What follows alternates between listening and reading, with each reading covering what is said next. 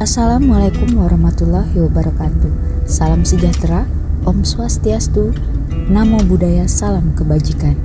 Perkenalkan, saya Dr. Kartika Budi Astuti, peserta Latsar CPNS 2021, Angkatan 43 PPSDM Kemendagri Regional Bukit Tinggi.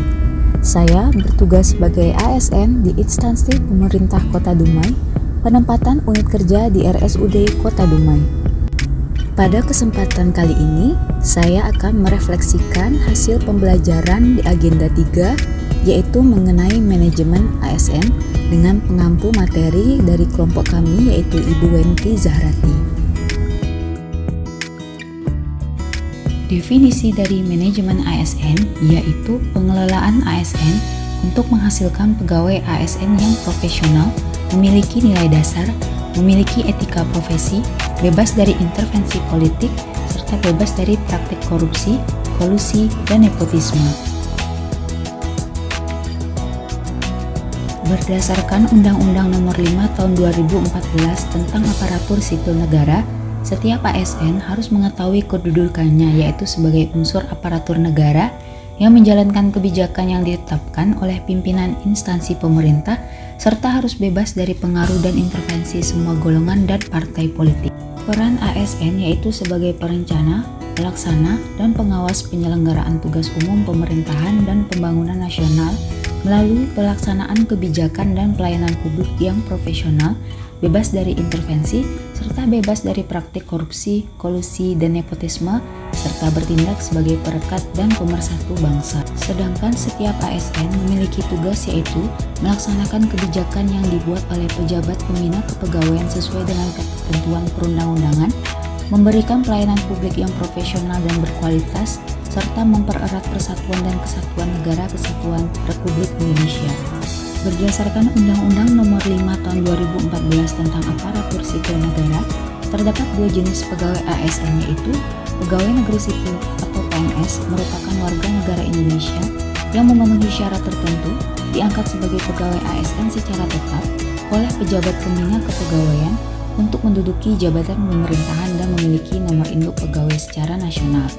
Sedangkan pegawai pemerintah dengan perjanjian kerja atau PPPK yaitu warga negara Indonesia yang memenuhi syarat tertentu yang diangkat berdasarkan perjanjian kerja untuk jangka waktu tertentu dalam rangka melaksanakan tugas pemerintahan sesuai dengan kebutuhan instansi pemerintah dan ketentuan perundang-undangan.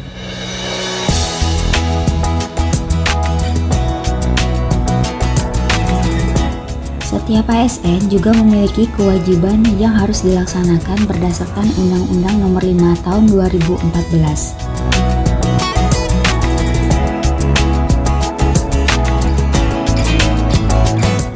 Selain kewajiban, tentu saja setiap ASN memiliki hak yang berhak didapatkan. Hak untuk setiap PNS meliputi gaji, tunjangan dan fasilitas, cuti, jaminan pensiun dan jaminan hari tua, perlindungan, pengembangan kompetensi. Sedangkan hak untuk PPPK yaitu gaji dan tunjangan, cuti, perlindungan, dan pengembangan kompetensi.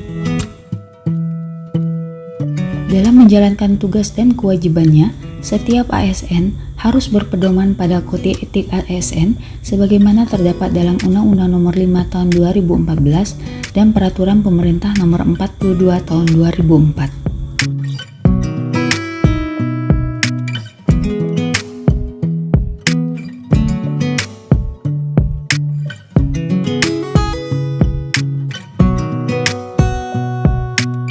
Di era milenial ini, dalam manajemen ASN digunakan sistem merit, yaitu suatu kebijakan dan manajemen ASN yang berdasarkan pada kualifikasi, kompetensi, dan kinerja secara adil dan wajar tanpa membedakan latar belakang politik, ras, warna kulit, agama, asal-usul, jenis kelamin, status pernikahan, umur, ataupun kondisi kesehatan.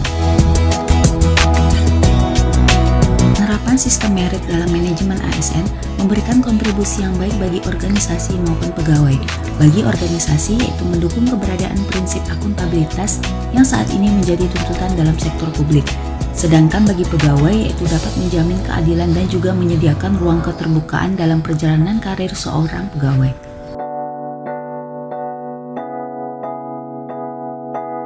Secara garis besar, konsep sistem merit terdiri dari 3 tahap, yaitu Open Recruitment, Talent Management, dan Fair Assessment.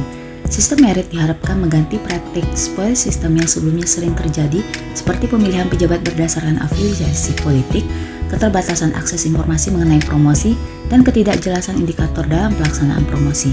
Melalui sistem merit, maka setiap ASN akan mendapatkan bentuk reward dan punishment yang sesuai sebagai dampak dari produktivitas kinerjanya, sehingga sistem merit yang diadopsi diharapkan dapat memenuhi aspek ekuitas di kalangan ASN. Dalam pelaksanaan sistem merit di Indonesia, terdapat lembaga yang bertugas untuk menjamin keberlangsungan sistem merit dalam pengelolaan ASN, yaitu Komisi Aparatur Sipil Negara atau KASN, dan Kementerian Pendayagunaan Aparatur Negara dan Reformasi Birokrasi atau Kemenpan-RB.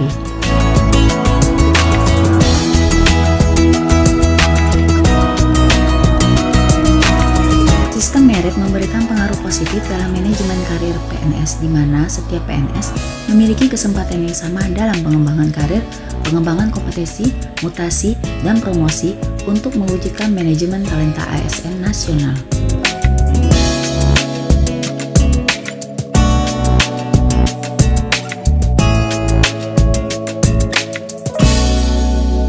PNS yang telah menunjukkan kesetiaan, pengabdian, kecakapan, kejujuran, kedisiplinan, dan prestasi kerja dalam melaksanakan tugasnya dapat diberikan penghargaan berupa tanda kehormatan atau yang biasa dikenal dengan Satya Lancana Karya Satya, kenaikan pangkat istimewa kepada PNS berdasarkan penilaian kinerja dan keahlian, kesempatan prioritas untuk pengembangan kompetensi kepada PNS yang mempunyai nilai kinerja yang sangat baik, dan kesempatan menghadiri acara resmi.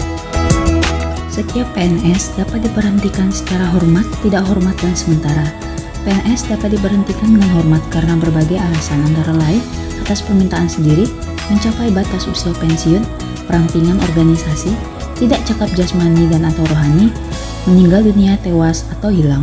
Selanjutnya, PNS diberhentikan tidak dengan hormat karena beberapa alasan, yaitu melakukan penyelewengan terhadap Pancasila dan Undang-Undang Dasar 1945, dihukum penjara atau kurungan berdasarkan putusan pengadilan yang telah memiliki kekuatan hukum tetap, menjadi anggota atau pengurus partai politik, dipidana dengan pidana penjara dengan hukuman pidana penjara paling singkat 2 tahun.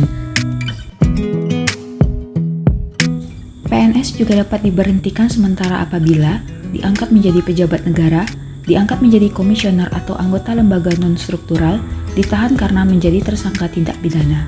PNS yang diberhentikan sementara dapat diaktifkan kembali oleh pejabat pembina kepegawaian.